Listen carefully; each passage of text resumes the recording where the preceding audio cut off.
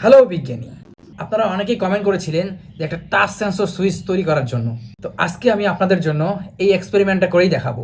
আমার হাতে আছে একটা ছোট টাচ সেন্সর এবং এটার সাথে প্রয়োজন একটা আরডুইনো বোর্ড, ছোট্ট একটা এলইডি বাল্ব আর কিছু তারের প্রয়োজন। তো বিজ্ঞানী, চ্যানেলটাকে সাবস্ক্রাইব করেন আর চলেন আজকের এক্সপেরিমেন্টটা শুরু করি। প্রথমেই আরডুইনো ন্যানো বোর্ডটা নিয়ে নেব, তারপরে টাচ সেন্সরটা নিয়ে নেব। টাচ সেন্সরের নিচের দিকে একটু ভালো করে লক্ষ্য করুন।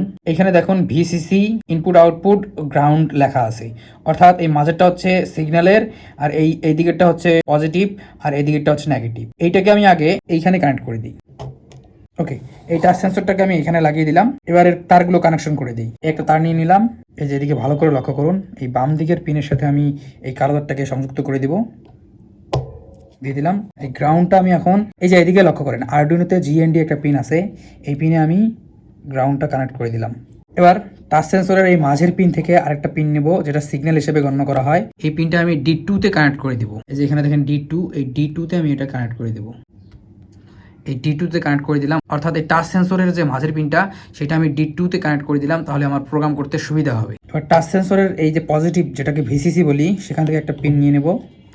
এই পিনটা এখানে লাগিয়ে দিলাম এবং এইটা এখন 5 ভোল্টে কানেক্ট করে দেবো। দেখেন আরডুইনোর এখানে 5 ভোল্ট একটা পিন আছে, এই 5 ভোল্টের পিনের সোজা আমি কানেক্ট করে দেবো। এই তো টাচ সেন্সরের কানেকশন মোটামুটি ওকে। এবার এখানে একটা এলইডি বাল্ব সংযুক্ত করতে হবে। এর জন্য আমি এরকম একটা এলইডি বাল্ব নিয়েছি, যেটাকে এখন আমি কানেকশন করে দিব।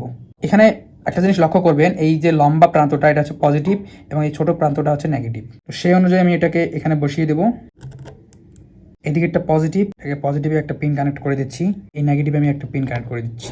এখন এই পজিটিভ পিনটা আমি আরডুইনোর, এই যে দেখেন আরডুইনোর এখানে 13 নম্বর একটা পিন আছে, এই 13 নম্বর পিনে আমি এটা কানেক্ট করে দেব এবং এলইডি যে নেগেটিভ প্রান্তটা আছে এটা আমি এখানে গ্রাউন্ডে কানেক্ট করে দেব। এখানে যে আগে আমি জিএনডি একটা কানেক্ট করেছি, এই জিএনডি সোজাই পিছনে আমি কানেক্ট করে দেব। আপনারা চাইলে এইদিকে একটা জিএনডি আছে সেখানেও কানেক্ট করতে পারেন, এটা নিয়ে কোনো সমস্যা নেই। এই তো আরডুইনোর সাথে টাচ সেন্সর কানেক্ট হয়ে গেল এবং এর সম্পূর্ণ ওয়্যার আমি কানেকশন করে দিলাম। এবার এই তারগুলোকে একটু গুছিয়ে নিই।